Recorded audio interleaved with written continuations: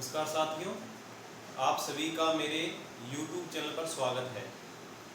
साथियों, हमारा electrical theory के अंदर लेसन चल रहा है 6 नंबर। उसकी हम 3 क्लास अब तक लगा चुके हैं। 3 क्लास में क्या क्या पढ़ा है थोड़ा सा बेसिक बता देता हूँ। पहली क्लास के अंदर हमने इस डीसी जनरेटर लेसन के बारे में सामान्य जानकारी प्राप्त की थी और डीसी जनरेटर के 2 भाग भी हमने पढ़ लिए थे। एक तो पढ़ा था हमने बॉडी और यानी योग के बारे में, एक पढ़ा था हमने डीसी जनरेटर के फील्ड पोल के बारे में और एक शायद आर्मेचर के बारे में भी पहली क्लास के अंदर ही हमने पढ़ लिया था। सेकंड क्लास के अंदर हमने डीसी जनरेटर के जो बाकी जो भाग बच गए थे उनको हमने कवर किया था, जैसे commutator, carbon brush, bearings, shaft, cooling fan, and covers, I bolt, लगभग जितने जो पार्ट्स हमारे बच गए थे डीसी जनरेटर के वो सारे भाग हमने सेकंड क्लास के अंदर कवर कर लिए थे। थर्ड क्लास के अंदर हमने डीसी जनरेटर को पूरा खोल के मैंने आपको दिखाया था कि कौन सा भाग कहाँ लगा होता है और कौन से भाग को का क्या काम होता है और कौन सा भाग दिखावट में कैसा वो दिखता है, ताकि आपको बेहतरीन जानकारी मिल सके कि हमने जो फर्स्ट और सेकंड क्लास में जो पढ़ा था वो थर्ड क्लास के अंदर हमने उसको देख भी लिया, तो आपको अच्छा याद रखने के लिए अच्छी जानकारी वो थी। तो साथियों, वो जो 3 क्लासें हैं पहले आप वो 3 क्लासें देख लीजिए, उसके बाद आज की क्लास लगाओगे तो आपको बहुत अच्छा समझ में आने वाला है। अगर आपको वो 3 क्लासेस देखनी है तो मेरे इसी क्लास के डिस्क्रिप्शन के अंदर उन तीनों क्लास का लिंक मिल जाएगा, वहां से आप उन तीनों क्लास को देख सकते हो। साथियों, एक छोटी सी और भी न्यूज है कि जैसा कि आप जानते हो कि बहुत ही जल्दी राजस्थान में अपने तकनीकी सहायक की जो भर्ती आने वाली है उसके लिए मैंने एक ऑनलाइन बैच भी स्टार्ट किया है, जो कि 10 तारीख से स्टार्ट होने वाला है मेरी एप्लीकेशन के ऊपर। उस एप्लीकेशन का लिंक भी आपको इसी क्लास के डिस्क्रिप्शन में मिलेगा, वहां से आप उसको डाउनलोड करके रजिस्ट्रेशन करके और प्रॉपर आप लाइव क्लासेस भी देख पाओगे जब मैं 10 तारीख से स्टार्ट करवाऊंगा। उसी एप्लीकेशन पर आप लाइव टेस्ट भी दे सकते हो, ऑनलाइन टेस्ट, जैसा कि आपका कंपटीशन एग्जाम में आता है। और इसी ये जो भर्ती है तकनीकी सहायक की, इसके अंदर जो हमारा जो टेस्ट आने वाला है आपका इलेक्ट्रिकल का, और या मान लो सारा जितना भी एग्जाम आने वाला है वो सारा का सारा ऑनलाइन आने वाला है। अभी तक तो यही सूचना है कि ऑनलाइन एग्जाम आएगा। तो इसके लिए फिर आपको ऑनलाइन तैयारी करवाने के लिए मैंने मेरी एप्लीकेशन पर ऑनलाइन टेस्ट सीरीज स्टार्ट की है, वो भी 10 तारीख से ही स्टार्ट हो जाएगी। और एक न्यूज और भी है कि यदि किसी को ऑफलाइन कोचिंग करनी है जो कि मेरे एरिया के नज़दीक रहते हैं, मैं पीलीबंगा डिस्ट्रिक्ट हनुमानगढ़ राजस्थान में रहता हूँ, तो जो मेरे एरिया पीलीबंगा के नज़दीक जो स्टूडेंट्स रहते हैं, अगर वो ऑफलाइन कोचिंग करना चाहते हैं, किसी को अगर ऑनलाइन समझ में नहीं आता, काफ़ी सारे डाउट्स रह जाते हैं, तो वो ऑफलाइन कोचिंग भी कर सकता है। वो भी मैं 10 तारीख से ही स्टार्ट करने जा रहा हूँ, 10 तारीख शुक्रवार को पीलीबंगा के अंदर।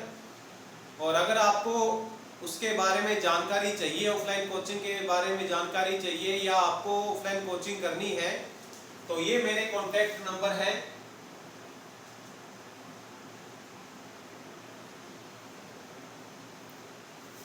इन कॉन्टैक्ट नंबर पर आप संपर्क करके ऑफलाइन अगर कोचिंग करना चाहते हो तो मैं आपको बहुत अच्छे ढंग से और बहुत ज़्यादा डीप तरीके से इलेक्ट्रीशियन थ्योरी की प्लस मैथ्स की और राजस्थान जीके की तैयारी करवाने वाला हूं। अगर आपको करनी हो तो आप बता सकते हो, और ये मेरे कॉन्टैक्ट्स नंबर हैं, इन पे आप कॉल कर लीजिए। अगर आपको मेरे एरिया के नज़दीक हो, दूर हो तो फिर आपको दिक्कत आएगी, क्योंकि काफ़ी सारे साथी हैं जो कि मेरे को फ़ोन कर रहे हैं, लेकिन वो उनका एरिया काफ़ी ज़्यादा दूर है, तो यहाँ आने में दिक्कत है, यहाँ रहने में भी काफ़ी दिक्कत आ जाएगी। तो वो मेरी एप्लीकेशन पर जाकर पढ़ सकते हैं। और जिसको अगर ऑफलाइन कोचिंग करनी है तो मेरे से कॉन्टैक्ट कर ले। 10 तारीख से स्टार्ट कर रहा हूँ, और उसके बाद अगर अगर आप बीच में आते हो तो बीच के अंदर दोबारा फिर से नया सिलेबस दोबारा चालू करवाना बहुत मुश्किल हो जाएगा, क्योंकि अगर इसी महीने विज्ञप्ति आ गई तो फिर हमारा नवंबर दिसंबर तक एग्जाम भी कंपटीशन का हो जाएगा। तो 3 महीनों के अंदर अंदर 3-3.5 महीनों के अंदर अंदर इलेक्ट्रीशियन थ्योरी को, मैथ्स को, राजस्थान जीके को पूरा कंप्लीट करवाना है। इसलिए एक ही बैच बनाकर चलेंगे। इसलिए अगर आपको तैयारी करनी हो तो 10 तारीख से पहले मेरे को कॉल कर लीजिए, आपको एड्रेस बता दूंगा पीलीलूंगा में, और आप कोचिंग कर सकते हो। ठीक है साथियों, आज की क्लास हम स्टार्ट करते हैं। हमारी 3 क्लासेस हो चुकी हैं। आज की क्लास का जो हमारा टॉपिक रहने वाला है वो रहेगा फ्लेमिंग का राइट हैंड रूल। साथियों, एक फ्लेमिंग वैज्ञानिक था जिसने डीसी जनरेटर से संबंधित एक नियम दिया है। वह नियम हमने चुंबक वाला एक लेसन करवाया था, जिसके अंदर मैंने 2 घंटे की क्लास लगाई थी, और उस क्लास के अंदर मैंने चुंबक से रिलेटेड जितने भी वैज्ञानिकों ने जो नियम दिए हैं वो सारे नियम मैंने एक ही क्लास में बता दिए थे। लेकिन साथियों, उस क्लास के अंदर मैंने फ्लेमिंग का राइट हैंड रूल और फ्लेमिंग का लेफ्ट हैंड रूल नहीं बताया था, क्योंकि मैंने आपको उसी टाइम भी कहा था कि ये नियम हम डीसी जनरेटर और डीसी मोटर में पढ़ेंगे। तो अब हमारा डीसी जनरेटर लेसन चल रहा है और नेक्स्ट टॉपिक भी हमारा अब यही आया है, फ्लेमिंग का राइट हैंड रूल। इस क्लास को आपको पूरी ध्यान से समझना है। इस क्लास से एक क्वेश्चन आने के पूरे चांस हैं। क्या क्वेश्चन आ सकते हैं वो भी अब हम रेगुलर किया करेंगे। जो भी क्लास पढ़ेंगे उसमें हम ये भी चर्चा किया करते चलेंगे कि इससे हमारे कंपटीशन में क्या क्वेश्चन आ सकते हैं, तो वो भी साथ साथ में ही हम कंटिन्यू करेंगे।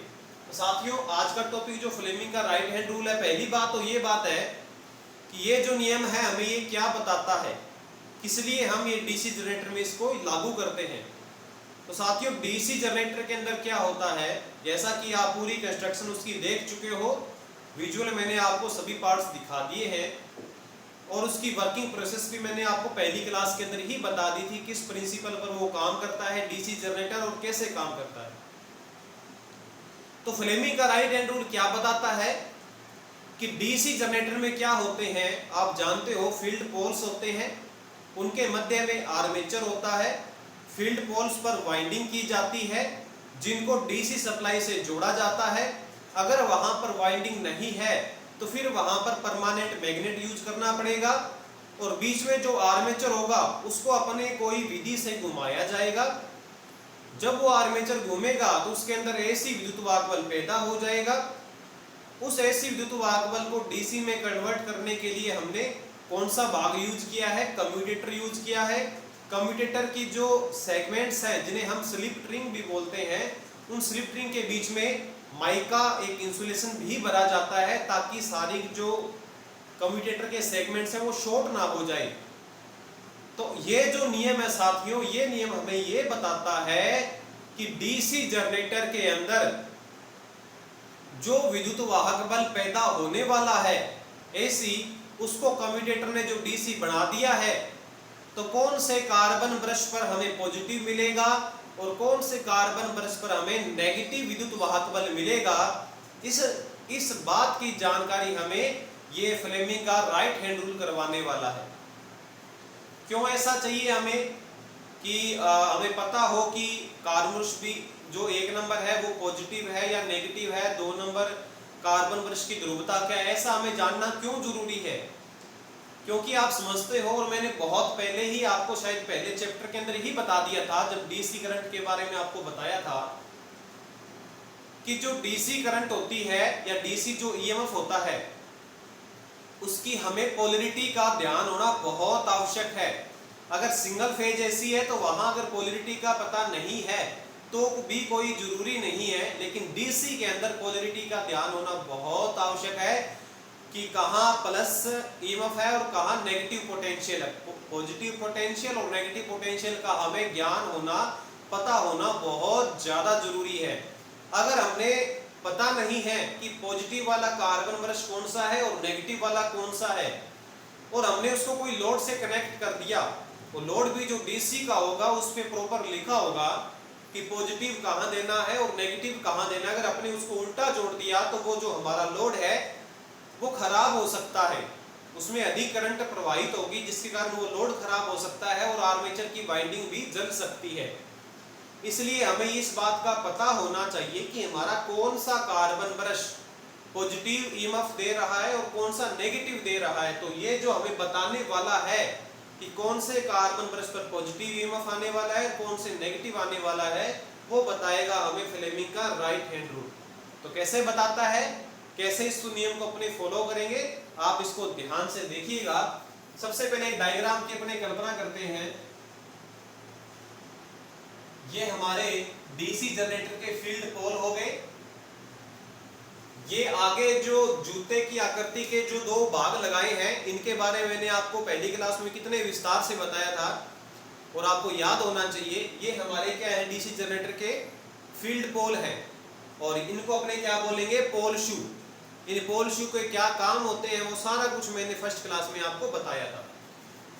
तो आप जानते हो कि जैसे मान लीजिए एक बार अभी अपने समझना है, इसलिए माना एक बार कि डीसी जनरेटर में दो ही पोल हैं, एक पोल एन पोल है, एक हमारा एस पोल है। ये परमानेंट मैग्नेट भी हो सकते हैं और यहाँ पर ये इलेक्ट्रोमैग्नेट भी हो सकते हैं। लेकिन इस बात का ध्यान रखना पड़ेगा कि अगर इस पोल के अंदर करंट की डायरेक्शन यदि ऊपर की तरफ है तो इस पोल में करंट की डायरेक्शन जो होगी वो नीचे की तरफ होने वाली है। क्यों? ताकि दोनों के अंदर विपरीत ध्रुवता वाले पोल बने, समान ध्रुवता वाले पोल नहीं बनाने, क्योंकि वो फिर आपस में प्रतिकर्षित करने वाले हैं। तो चुंबकीय जो लाइंस है वो एक पोल से दूसरे पोल की तरफ जा नहीं पाएगी, इसलिए विपरीत पोल लेने पड़ेंगे अपने को। बीच में हमने एक कंडक्टर मान लिया। अब ये कंडक्टर क्यों माना? क्योंकि हमने सीखा था कि आर्मेचर के अंदर, हाँ एक क्लास मैंने वो भी लगाई थी, शायद ये क्लास नंबर 4 है या 5, मेरे को कंफर्म, शायद ये 5 नंबर क्लास हो सकती है। क्योंकि पहली क्लास के अंदर तो मैंने आपको ये बताया था कि डीसी जनरेटर के अंदर उसके वर्किंग प्रिंसिपल बताया था और 2 पार्ट्स किए थे हमने। सेकेंड क्लास में सारे पार्ट्स किए थे और थर्ड क्लास के अंदर मैंने आपको लैप और वेव वाइंडिंग के बारे में पूरा डीप से डीप बताया था। 1 घंटे की क्लास लगाई थी और लैप और वेव वाइंडिंग के बारे में सारे कंफ्यूजन दूर किए थे। 4 नंबर क्लास में हमने डीसी जनरेटर के भाग को मैंने विजुअल दिखाया था। तो ये साथियों 5 नंबर क्लास है, ये हमारी 5वीं क्लास है। तो वहां मैंने आपको बताया था कि आर्मेचर के अंदर या तो लैप वाइंडिंग होगी या फिर उसमें वेव वाइंडिंग करेंगे। दोनों की अलग अलग अपनी महत्वता है कि दोनों में अलग अलग प्रॉपर्टीज हैं कि लैप वाइंडिंग हम क्यों करें, वेव वाइंडिंग क्यों करें, लेकिन करते हैं दोनों में से कोई एक वाइंडिंग। आप मान लीजिए कोई भी वाइंडिंग है, मान लीजिए लैप है या वेव है। अब ये जो आर्मेचर मैंने एक वाइंडिंग लेके चल रहा हूं, ऐसी बहुत सारी आर्मेचर में वाइंडिंग होती है और इन सभी वाइंडिंगों के जो सिरे आएंगे, टर्मिनल आएंगे, ये जो 2 सिरे हैं ये कहां आकर सोल्डर हो जाते हैं, कम्यूटेटर पर होते हैं और कहां होते हैं, राइजर पर होते हैं। राइजर पर इनकी सोल्डरिंग की जाती है प्रॉपर। तो मैं मान लेता हूं कि ये एक स्लिप रिंग है, कम्यूटेटर के अंदर जो लगी है, यहां इसका हमने सोल्डर कर दिया है और यहां पर एक स्लिप रिंग और है, यहां इसका हमने सोल्डर कर दिया। ये दोनों स्लिप रिंग है। हो सकता है कि साथ साथ हो, मतलब 1 नंबर और 2 नंबर हो, और हो सकता है ये स्लिप रिंग काफी दूर वाली हो सकता है ये स्लिप रिंग 1 नंबर है और ये स्लिप रिंग हमारी 10 नंबर है, ये 1 नंबर और ये 10 नंबर है। अब मान लीजिए यहाँ एक कार्बन ब्रश लगा है, ये कार्बन ब्रश है, ये कार्बन ब्रश ए है और ये बी है। यहां से पिगटेल्स निकली हैं जिनसे अपने कोई लोड को कनेक्ट करना है। ये आर्मेचर की जो कॉइल है इसको मैंने एक बार नाम दे दिया ABCD। तो इस प्रकार से आप भी एक डायग्राम बना लीजिएगा ताकि आपको समझने में आसानी हो। तो साथियों देखो कि ये एन पोल है हमारा और ये एस पोल है। अब डीसी जनरेटर का जो आर्मेचर है किसी भी एक डायरेक्शन में अपने इसको घुमाते हैं और इसकी डायरेक्शन भी पता होनी चाहिए कि कौन सी डायरेक्शन में हमें इसको घुमाना है, क्योंकि हमें जो लोड जोड़ना है हमें उसका पता होना चाहिए कि जो एक कार्बन ब्रश है पॉजिटिव है या नेगेटिव है। तो इसके लिए हमें क्या काम करना पड़ेगा, इसको एक पर्टिकुलर एक ही डायरेक्शन में घुमाना है। मान लीजिए इसको हमने क्लॉकवाइज घुमा दिया, यानी इसको ऐसा घुमा रहे हैं हम, ये वाइंडिंग जो है ये क्लॉकवाइज घूम रही है। तो क्लॉकवाइज घूम रही है और पता लगाना है कि ए नंबर कार्बन पृष्ठ पर कौन सा विद्युत बल आएगा और बी नंबर कार्बन पृष्ठ पर कौन से प्रकार का यानी कौन से पोलैरिटी का ईएमएफ आने वाला है। उसके लिए फ्लेमिंग का जो राइट हैंड रूल है वो ये बताता है कि हमें अपने दाहिने हाथ को, राइट हैंड को, आपके जो राइट हैंड है उस राइट हैंड को इस प्रकार से रखना है, यानी कि ये जो तर्जनी उंगली है जिसको हिंदी में तर्जनी और इंग्लिश में इंडेक्स फिंगर बोलते हैं इसको, ये जो इंडेक्स फिंगर है और ये जो अंगूठा है थंब, इनके बीच में प्रॉपर 90 डिग्री का एंगल होना चाहिए। ये जो इंडेक्स फिंगर है और ये जो मिडिल फिंगर है इनके बीच में भी 90 डिग्री का एंगल है, और ये जो मिडिल फिंगर और थंब है इनके बीच में भी 90 डिग्री का एंगल है। तो तीनों के बीच में आपस में 90 डिग्री का कोण बनाना है। और आपको एक बात का ध्यान रखना है, क्या ध्यान रखना है वो लिख देता हूं कि जो इंडेक्स फिंगर है ये बताएगी हमें चुंबकीय क्षेत्र की डायरेक्शन, चुंबकीय क्षेत्र की दिशा, जो कि सदैव N से S पोल की तरफ ही होती है। वो मैं आपको बता चुका हूं चुंबक के अंदर। पहला पॉइंट आप ये याद रखोगे। दूसरा पॉइंट आप ये याद रखोगे कि जो थंब है ये क्या हमें डायरेक्शन बताने वाला है। ये कौन सी डायरेक्शन बताएगा?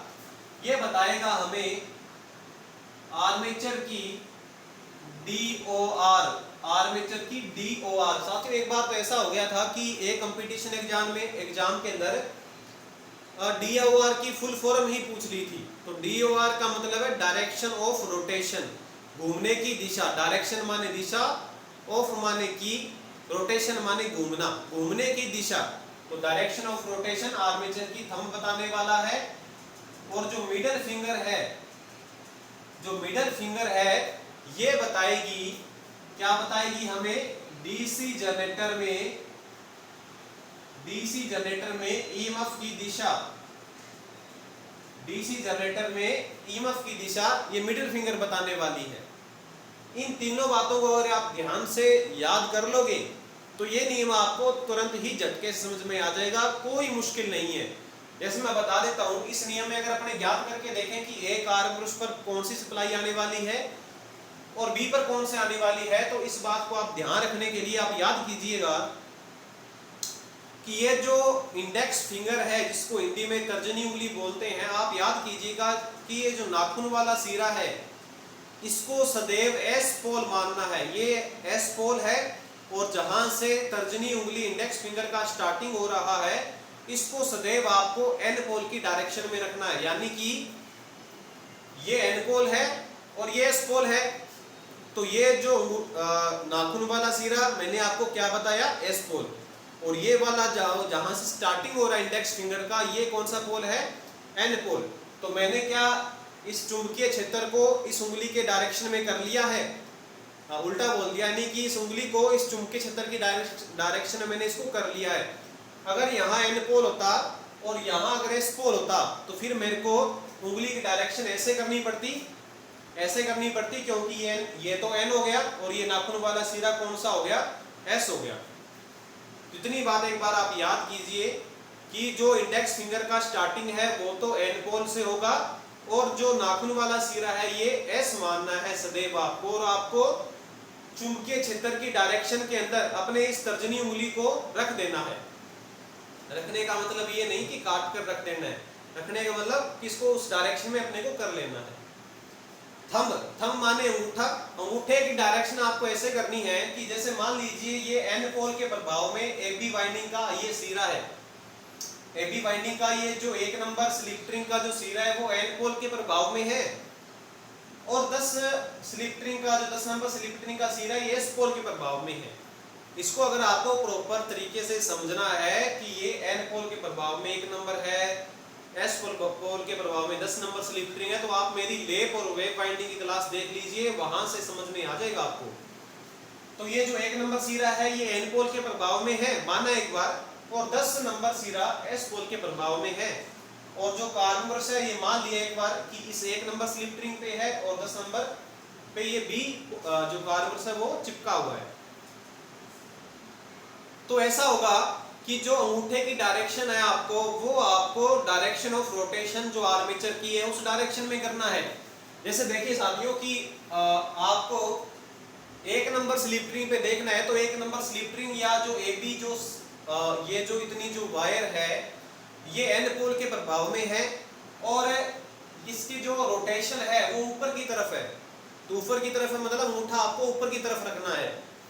अगर आप एस पोल की तरफ देखोगे तो वहां आपको अंगूठा क्या रखना पड़ेगा, नीचे की तरफ, क्योंकि हमारा आर्मेचर क्लॉकवाइज दिशा में घूर्णन कर रहा है। क्लॉकवाइज को हिंदी में बोला जाता है दक्षिणावर्त। तो दक्षिणावर्त यानी क्लॉकवाइज डायरेक्शन में ये रोटेट कर रहा है। तो यहाँ एस पोल के अंदर आपको अंगूठा नीचे की तरफ करना है और एन पोल की तरफ जब ये वाइंडिंग आ जाएगी तो आपको फिर अंगूठा ऊपर की तरफ करना है। अब तीसरा जो पार्ट बचता है वो बचता है मिडिल फिंगर।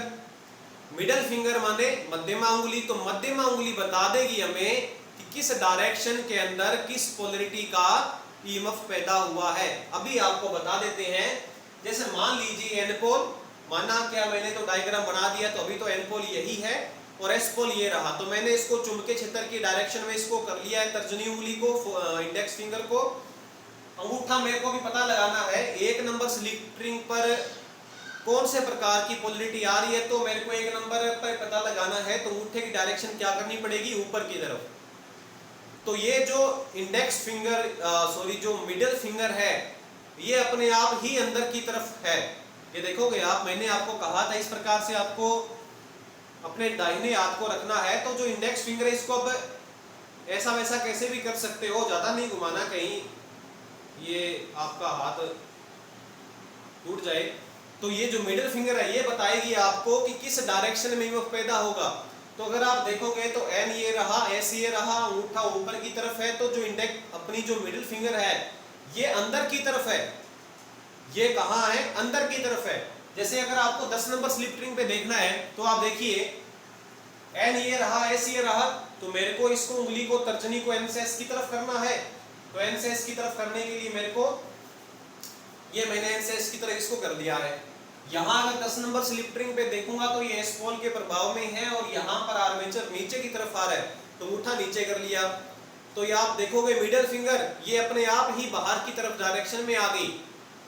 तो अगर मिडिल फिंगर ये अंदर की तरफ है, अगर ये अंदर की तरफ है तो यहाँ पॉजिटिव, तो यहाँ पॉजिटिव विद्युत वाहक बल पैदा होगा। पॉजिटिव को हम क्रॉस से भी दिखा सकते हैं, एक ही बात है। ठीक है साथियों, याद करना ये बात। और अगर ये मिडिल फिंगर बाहर की तरफ अगर इसका दिशा है तो यहाँ फिर माइनस विद्युत वाहक बल पैदा होने वाला है।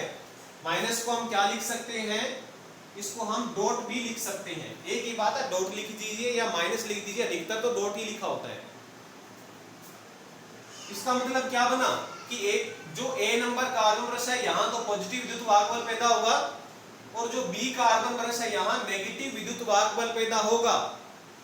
तो हमें पता चल गया ना कि कौन से कार्बन ब्रश पर पॉजिटिव है और कौन से पर नेगेटिव है। अब बात ये आती है कि ये जो वाइंडिंग है ये हमेशा इस कार्बन ब्रश पर नहीं रहने वाली। अब ये वाइंडिंग घूम के आगे जाएगी और इसकी जगह कोई और वाइंडिंग आएगी। कार्बन ब्रश तो रोटेट नहीं करेंगे परंतु ये वाइंडिंग तो रोटेट करेगी और उसके साथ साथ कम्यूटेटर भी रोटेट करेगा। मतलब ये जो स्लिप रिंग्स है ये भी रोटेट करेगी। तो कार्बन ब्रश कभी 1 नंबर स्लिप रिंग पे नहीं रहेगा, ये बी वाला कभी 10 नंबर स्लिप रिंग पे हमेशा नहीं रहेगा। ये चेंज होते रहते हैं स्लिप रिंग्स। तो चेंज होते रहेंगे तो क्या इसका मतलब ये बना कि यहाँ जो ये पॉजिटिव है कभी ये नेगेटिव भी हो जाए, या ये जो नेगेटिव है कभी पॉजिटिव भी हो जाए, ऐसा कभी हो सकता है क्या? तो ऐसा कभी भी नहीं होगा। उसका वर्णन मैं आपको नेक्स्ट क्लास में बता दूंगा कि कम्यूटेटर कैसे एसी वेव फॉर्म को डीसी वेव फॉर्म में कन्वर्ट कर देता है और जो डीसी वेव फॉर्म कन्वर्ट हो जाती है वो हमेशा स्टेबल क्यों रहती है, नियत क्यों रहती है, पॉजिटिव पॉजिटिव क्यों रहता है, नेगेटिव हमेशा नेगेटिव क्यों रहता है, नेक्स्ट क्लास में सीख लेंगे। लेकिन यहाँ आपने क्या सीखा कि कोई चुंबकीय क्षेत्र बताया, एक आर्मेचर की डायरेक्शन ऑफ रोटेशन बता दी, तो वहां से आपने पता लगा लिया कि जो दो कार्बन ब्रश आपने यूज किए हैं उन पे कौन सी पोलरिटी है। अगर आपने कार्बन ब्रश 2 की जगह 4 है या 6 है तो पॉजिटिव पॉजिटिव वाले आप पता लगा लोगे, यानी जो एन पोल के प्रभाव में आएंगे वो हमेशा पॉजिटिव ही होंगे अगर इसकी डायरेक्शन ऑफ रोटेशन क्लॉकवाइज है, और जो एस पोल के प्रभाव में आएंगे वो नेगेटिव कार्बन ब्रश होंगे। तो इन सब कार्बन ब्रश को पॉजिटिव पॉजिटिव को आपस में जोड़ना है। अगर 2 से ज्यादा कार्बन ब्रश है तो बता रहा हूं, तो पॉजिटिव पॉजिटिव को जोड़ना है और नेगेटिव नेगेटिव को जोड़ना है। तो पॉजिटिव पॉजिटिव को जोड़ लोगे, कहीं पॉजिटिव को नेगेटिव से मत जोड़ देना। सबको पॉजिटिव को आपस में जोड़ा, सबको नेगेटिव में आपस में जोड़ा, सबसे एक एक वायर निकाली पॉजिटिव की और नेगेटिव की। तो यहाँ से आपका लोड कनेक्ट कर सकते हो। ये फ्लेमिंग का राइट हैंड रूल है। तो कई बार कंपटीशन में ये आता है कि फ्लेमिंग का राइट हैंड रूल बहुत बार आता है। क्या क्वेश्चन आता है कंपटीशन में कि फ्लेमिंग का जो राइट हैंड रूल है ये हमें कौन सी बात का पता बताता है, या ये कहाँ लगता है। कई बार तो ऐसा ही आता है कि ये नियम कहाँ यूज में आता है।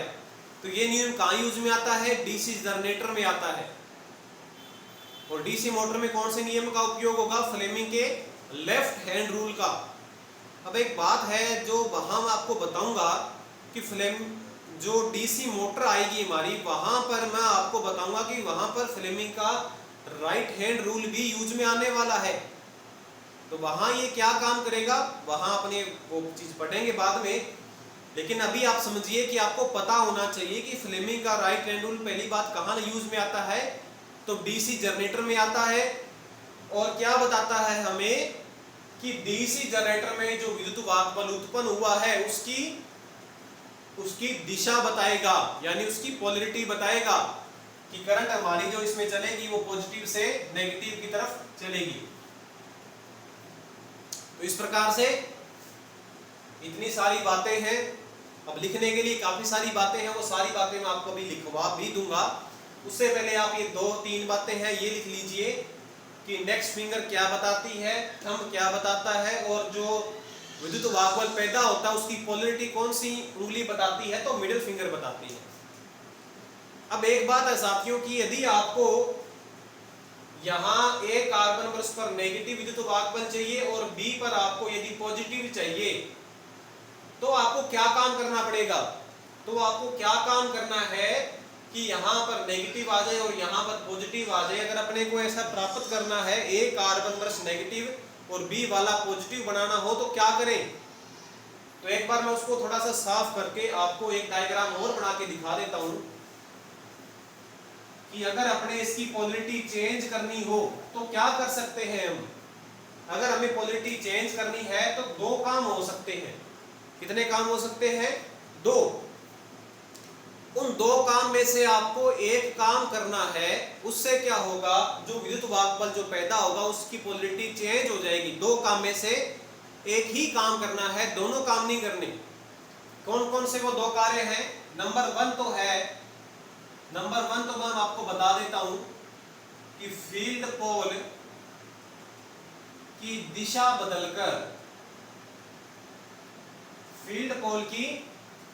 बदलकर आप पॉजिटिव की जगह नेगेटिव और नेगेटिव की जगह पॉजिटिव ईएमएफ प्राप्त कर सकते हो।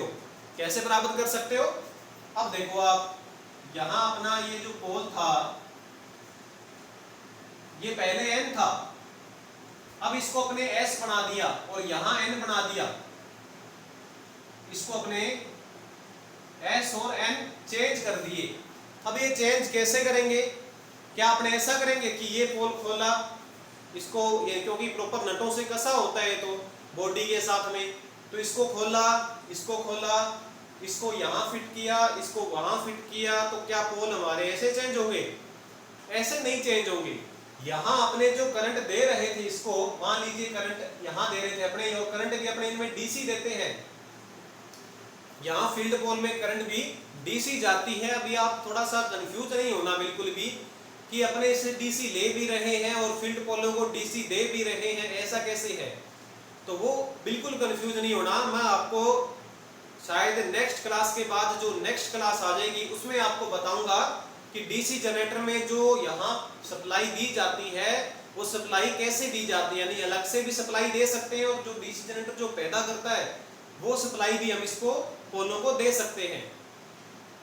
तो जहां आपने पॉजिटिव दिया था वहां नेगेटिव लगा दो, जहां नेगेटिव दिया था वहां पॉजिटिव लगा दो, तो जो एन पोल था वो एस बन जाएगा, जो एस था वो एन पोल बन जाएगा।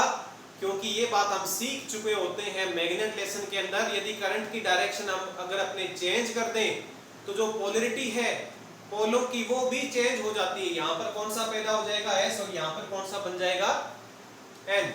और बीच में ये जो बाइंडिंग है, अभी एक बार अपने इसी की कल्पना करते हैं ए बी सी डी, और डायरेक्शन ऑफ रोटेशन इसकी क्लॉकवाइज ही है, यानी यहाँ नीचे और यहाँ ऊपर ये कोई स्लिप रिंग से जुड़ी है और यहाँ भी ये स्लिप रिंग से जुड़ी है, ये कार्बन ब्रश हो गए और यहाँ इसकी दो लीड आ गई। पता नहीं कि कहाँ पॉजिटिव है कहाँ नेगेटिव है, ये ए पॉइंट है और ये बी पॉइंट है।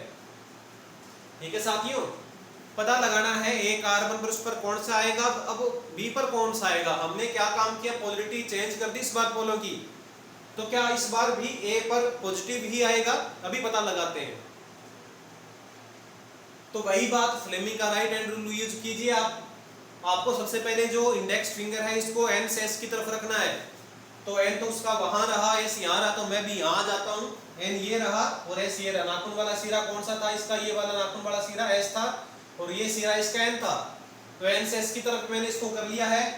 एक बार मैं देख लेता हूँ कि ए नंबर कार्बन पर उस पर कौन सी पोलरिटी आ रही है। तो एक पर कार्बन पर उस पर यहाँ जो बाइंडिंग का जो स्लिप रिंग का सिरा जुड़ा है ये एस पोल के प्रभाव में है और यहाँ जो डायरेक्शन ऑफ रोटेशन है वो ऊपर की तरफ है, तो मैंने अंगूठे को ऊपर की तरफ कर लिया।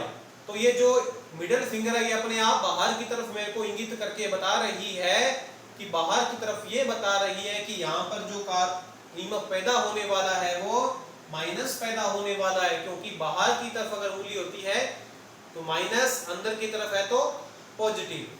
जैसे यहाँ देखेंगे तो अंगूठा नीचे की तरफ करेंगे, एन ये रहा एस ये रहा, अंगूठा नीचे की तरफ, मिडिल फिंगर अपने आप अंदर की तरफ, यानी यहाँ पर कौन सा विद्युत आवेश पैदा होगा, पॉजिटिव। तो हो गई ना अपने डीसी जो विद्युत वाहक बल जो आउटपुट में ले रहे थे उसकी पोलरिटी चेंज हो गई। कैसे चेंज हुई, हमने फील्ड पोल की डायरेक्शन बदल दी, यानी फील्ड पोल क्या बनाता है, चुंबकीय क्षेत्र, मैग्नेटिक फील्ड बनाता है। तो मैग्नेटिक फील्ड की डायरेक्शन जैसे ही चेंज कर देंगे, यानी यहां से जो हम सप्लाई दे रहे थे मैग्नेट के अंदर उसको अगर आप चेंज कर देते हो तो आउटपुट में जो सप्लाई मिलती है उसकी डायरेक्शन, उसकी पोलरिटी भी आपको चेंज होकर मिलेगी। तो कई बार ये भी आ जाता है कि डीसी जनरेटर के अंदर पोलरिटी चेंज करनी है सप्लाई की, तो क्या काम करना पड़ेगा, तो या तो कर सकते हो चुंबकीय क्षेत्र की दिशा बदलकर। अब अगर आप दिशा नहीं बदलना चाहते या कुछ एक काम और है जो आप करना चाहते हो, तो एक काम और भी किया जा सकता है कि यहाँ प्लस की जगह माइनस और यहाँ माइनस की जगह प्लस बनाना है और पोल आपको सेम ही रखने हैं। तो एक काम आप ये कर सकते हो कि जो आर्मेचर को आप जो क्लॉकवाइज घुमा रहे थे इतनी देर तक, आप उसको एंटी क्लॉकवाइज घुमाने लग जाओ। किसी भी तरीके से आप अगर उसको एंटी क्लॉकवाइज घुमा देते हो तो पॉजिटिव की जगह नेगेटिव और नेगेटिव की जगह पॉजिटिव ईएमएफ बन जाएगा। कैसे बन जाएगा आप देखिए, ये आप एक बार थोड़ा सा नोट करके डायग्राम बना लेना, और अभी मैं सारा कुछ आपको ये लिखवा भी दूंगा। आप दूसरा काम ये कर सकते हो कि आर्मेचर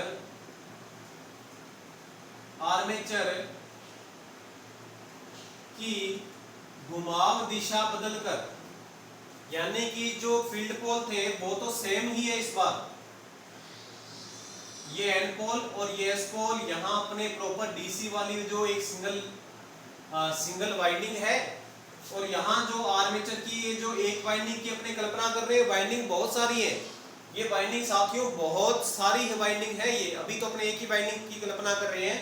प्रत्येक एक वाइंडिंग का सिरा एक स्लिप रिंग से जुड़ा होगा। जितनी आर्मेचर के अंदर वाइंडिंग होती है उतनी ही कम्यूटेटर में सेगमेंट्स होते हैं, ठीक है।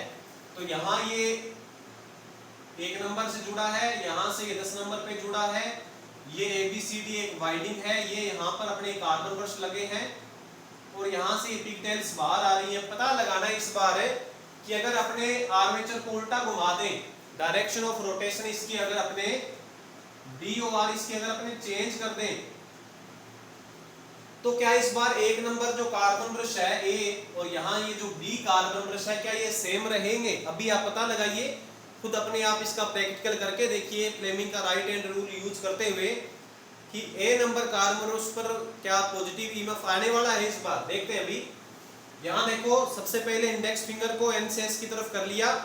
अंगूठा आपको इस बार कहाँ करना है? अगर मेरे को इस पे पता लगाना है तो अंगूठा नीचे की तरफ करना है, तो उंगली अपने आप बाहर की तरफ, यानी यहाँ नेगेटिव, और नेगेटिव यहाँ है तो अपने आप यहाँ तो पॉजिटिव ही आने वाला है, यानी ये कार्बन ब्रश पॉजिटिव हो जाएगा और ये कार्बन ब्रश क्या हो जाएगा? नेगेटिव हो जाएगा। तो यहां से देखो पोलैरिटी चेंज हो गई है। तो आपको अगर डीसी आउटपुट की जो पोलैरिटी ध्रुवता चेंज करनी हो, यदि चेंज करनी हो आपको, तो या तो आर्मेचर की घुमाव दिशा चेंज कर दें या फिर फील्ड पोलों की घुमाव दिशा चेंज कर दें। अब साथियों कुछ ऐसा कर दें कि साथ साथ में तो पोल भी चेंज कर दें और साथ में उसकी डायरेक्शन ऑफ रोटेशन भी आर्मेचर की चेंज कर दें, तो क्या इसकी जो आउटपुट है उसकी पोलैरिटी क्या चेंज हो जाएगी? अगर अपने फील्ड पोल भी बदल दिए और आर्मेचर की जो डायरेक्शन ऑफ रोटेशन है उसको भी चेंज कर दिया, तो ए नंबर कार्बन ब्रश पर क्या नेगेटिव आ जाएगा? यानी पहले पॉजिटिव था तो इस बार क्या नेगेटिव आ जाएगा? अभी देख लेते हैं। अगर अपने दोनों की डायरेक्शन यदि चेंज कर दें, अगर अपने फील्ड पोल की डायरेक्शन चेंज कर दें, यहां S बना दें, यहां N बना दें, और यहां पर जो पहले क्लॉकवाइज में था आर्मेचर उसको एंटी क्लॉकवाइज में कर दें, दोनों ही काम कर दिए जाएं, तो यहां से जो स्लिप रिंग जुड़ी है और उससे जो कार्बन ब्रश हमारे जो कनेक्ट है,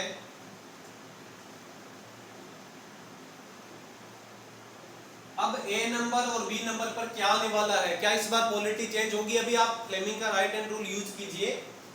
एन से एस की तरफ ये आपको इंडेक्स फिंगर करनी है, एन से एस की तरफ। यहां देखेंगे तो अंगूठा नीचे की तरफ करना है, यहां ऊपर की तरफ करना है। तो नीचे की तरफ करके देखते हैं एक बार, उंगली अपने आप अंदर की तरफ, ये एन से एस, एन ये रहा, एस ये रहा, अंगूठा नीचे की तरफ। ये जो मिडिल फिंगर है ये अपने आप, मिडिल फिंगर इसके अपने आप अंदर की तरफ है, इसका मतलब यहां पे अंदर की तरफ माने एन से एस की तरफ, ये इंडेक्स फिंगर हो गई। अंगूठा यहां करना है नीचे की तरफ, तो जो करंट आएगी ये अपने इंडेक्स फिंगर एन से एस की तरफ, अंगूठा इसका नीचे की तरफ होने पर हमने इसकी डायरेक्शन ऑफ रोटेशन भी चेंज की है, पोल भी इसके चेंज किए हैं। एक सेकंड साथियों, थोड़ा सा ये पॉजिटिव था और यहां पर अपने थोड़ा सा मैंने गलत कर दिया, यहाँ ऊपर की तरफ और यहाँ नीचे की तरफ। तो ऐसा हो जाता है कई बार थोड़ी सी जल्दबाजी करते हैं ना, मैं सोचता हूँ थोड़ी सी क्लास थोड़ी सी ज़्यादा लंबी ना हो, तो उसमें फिर ऐसा हो जाता है। आपको भी जल्दबाजी नहीं करनी है। अब देखिए आप एन से एस की तरफ ये अपने इंडेक्स फिंगर की, अंगूठा यहाँ ऊपर की तरफ दिखा रहा है क्योंकि एंटी क्लॉकवाइज घुमाया उसके बिल्कुल विपरीत दिशा में, तो उंगली अपने आप बाहर की तरफ है। बाहर की तरफ माने यहाँ पर कौन सा विद्युत भाग पैदा हो रहा है? माइनस, और यहाँ कौन सा होगा? तो पॉजिटिव। आप देखो पॉजिटिव होगा, अंगूठा नीचे, उंगली अंदर की तरफ, ये पॉजिटिव। तो पॉजिटिव हो गया, नेगेटिव हो गया। ए नंबर पॉजिटिव है, बी नंबर नेगेटिव, यहाँ भी वही था, वहां भी वही है। तो ऐसा कई बार कंपटीशन में क्वेश्चन आ सकता है आपके कि डीसी जनरेटर की पोलैरिटी बदलने के लिए हमने फील्ड पोलों की डायरेक्शन भी बदल दी और आर्मेचर की डायरेक्शन भी बदल दी, तो क्या प्रभाव पड़ेगा? तो कोई प्रभाव नहीं पड़ेगा। जितना डीसी आउटपुट की पोलैरिटी पहले थी वैसे की वैसे ही पोलैरिटी आपको दोबारा मिलने वाली है। ये हमारा फ्लेमिंग का राइट हैंड रूल यहाँ आकर कंप्लीट हो जाता है। ठीक है साथियों, थोड़ा सा आपको एक बार रिवाइज करवाता हूँ। डीसी जनरेटर में जो फ्लेमिंग का राइट हैंड रूल है ये क्या अपने को इंगित करेगा, क्या शो करता है? ये बताता है डीसी आउटपुट जो प्राप्त में होगी उसमें कौन सा कार्बन ब्रश पॉजिटिव है और कौन सा नेगेटिव है, यानी डीसी विद्युत वाहक बल की दिशा को बताने का काम करता है फ्लेमिंग का right hand rule. Index finger चुंबकीय क्षेत्र की दिशा, जो थंब है आर्मेचर की घुमाव दिशा, तो जो मिडिल फिंगर है ये बताएगी हमें कि कौन सा कार्बन परस पॉजिटिव और कौन सा नेगेटिव है। तो अभी ये जो सारा जो कंक्लूजन आज आपने सीखा है वो मैं आपको एक बार रिटर्न में लिखवा देता हूं ताकि आप एक नोट्स के रूप में बना पाओ।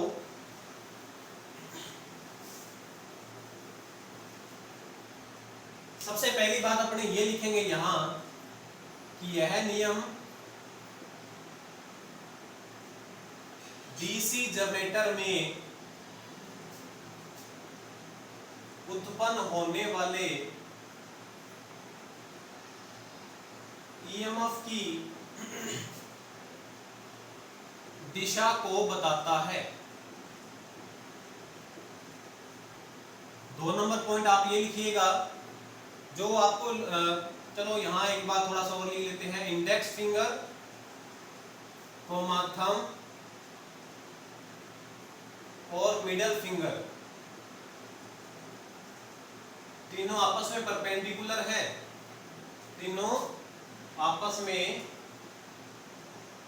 90 डिग्री राइट एंगल 90 डिग्री का कोण बनाती है।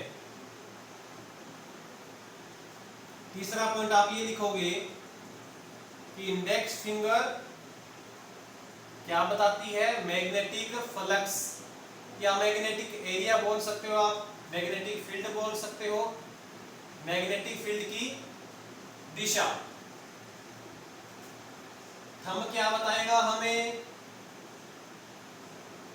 थंब क्या बताएगा, आर्मेचर की DOR डायरेक्शन ऑफ रोटेशन।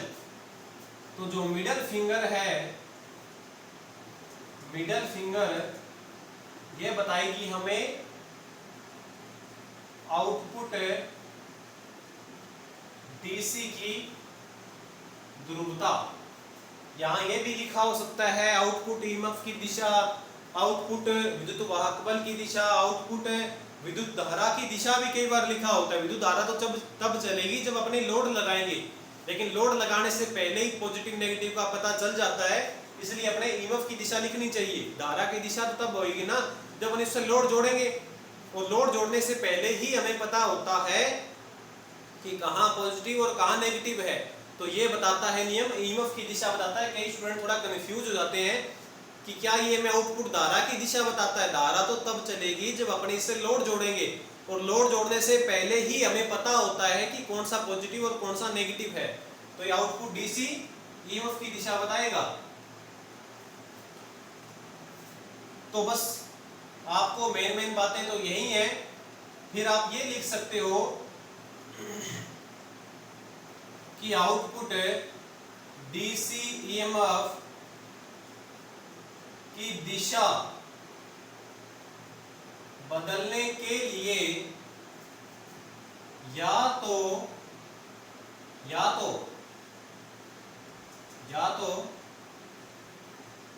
चुंबकीय क्षेत्र की दिशा बदलें या फिर आर्मेचर की डायरेक्शन ऑफ रोटेशन बदले। अगर आपने दोनों ही काम कर दिए, डायरेक्शन ऑफ रोटेशन भी बदल दी और फील्ड पोल की डायरेक्शन भी चेंज कर दी, तो उत्पन्न होने वाले विद्युत वाहक बल की दिशा में कोई चेंज नहीं आएगा। प्रॉपर मैंने आपको डायग्राम से भी इसको करवा दिया है। और आज की क्लास का यही समापन होता है, जहां अपने फ्लेमिंग के राइट हैंड रूल को पूरे विस्तार से सीखा है। क्या बताता है, कैसे यूज में लेना है, आप इसको समझ सकते हो। और जो साथी पहली बार ये नियम पढ़ रहे हैं, थोड़ा सा अगर आपको मुश्किल लगे तो कोई बड़ी बात नहीं है। जो पहली बार पढ़ते हैं या दूसरी बार या तीसरी बार भी पढ़ते हैं, उनको भी ये नियम बहुत बार समझ में नहीं आता। तो डरना नहीं है, घबराना नहीं है कि पता नहीं ये हमें समझ में तो आया नहीं, थोड़ा बहुत आया है, तो कोई दिक्कत नहीं है। एक बार आप क्लास को दोबारा से फिर से देखिए, फिर से समझ में ना आए तो एक बार फिर से देखिए। अगर फिर भी समझ में ना आए, 3-4 बार देखने के बाद भी कुछ आपके डाउट्स रह जाते हैं इस क्लास से रिलेटेड, तो आप मेरे से कांटेक्ट कर सकते हो व्हाट्सएप के थ्रू कॉल नहीं करनी। व्हाट्सएप पे आप मेरे से कांटेक्ट करके पूछ सकते हो कि इस आपको टॉपिक के अंदर क्या डाउट रह गया है। नंबर आपको मैंने क्लास के स्टार्टिंग में ही आपको बता दिया था। तो आज की क्लास दोस्तों यही खत्म करते हैं। फ्लेमिंग का right hand rule DC generator में हमें उत्पन्न होने वाले विद्युत वाहक बल की दिशा को बताता है। नेक्स्ट क्लास हमारी जो आपको कल देखने को मिलेगी, उस क्लास के अंदर हम सीखेंगे कि कम्यूटेटर कैसे एसी वेव फॉर्म को डीसी वेव फॉर्म में चेंज कर देता है। उसमें ऐसा क्या सिस्टम हो गया कि उसने एसी को डीसी बना दिया, तो वो हम सीखेंगे कल। आज की क्लास यही समाप्त करते हैं साथियों, और आप सभी को ऑल दी बेस्ट। बढ़िया तैयारी कीजिए टेक्निकल हेल्पर एग्जाम की, क्योंकि बार बार भर्ती ये नहीं आने वाली। काफ़ी सालों के बाद आपको अगर वैकेंसी देखने को मिलेगी। अगर आप तैयारी कर रहे हो तो बहुत अच्छे ढंग से तैयारी कीजिए। पूरे डीप से डीप टॉपिक को करना है, एकदम ऊपर से नहीं पढ़ना, समझकर पूरे डीप से डीप हर टॉपिक को अपने क्लियर करना है। और कैसे तैयारी की जाती है इलेक्ट्रीशियन थ्योरी की, उसके लिए मैंने आपको एक क्लास के अंदर बताया था। अगर आपको वो क्लास देखनी हो कि हमें इलेक्ट्रीशियन थ्योरी की तैयारी कैसे करनी चाहिए, तो उस क्लास का लिंक भी आपको इसी क्लास के डिस्क्रिप्शन में मिलेगा। और अगर आपको ये देखना है कि इलेक्ट्रीशियन थ्योरी के कौन कौन से लेसन इंपॉर्टेंट है, तो उस क्लास का भी आपको मैं डिस्क्रिप्शन में लिंक दे दूंगा। क्योंकि मैंने एक वीडियो के अंदर ये भी बताया था कि अपने इलेक्ट्रीशियन थ्योरी में कौन कौन से लेसन इंपॉर्टेंट है। तो ये सारी बातें आपको डिस्क्रिप्शन में इनके लिंक मिलेंगे, आप उनको एक बार देखिएगा तो आपको बहुत अच्छी जानकारी मिलेगी। ठीक है साथियों, धन्यवाद।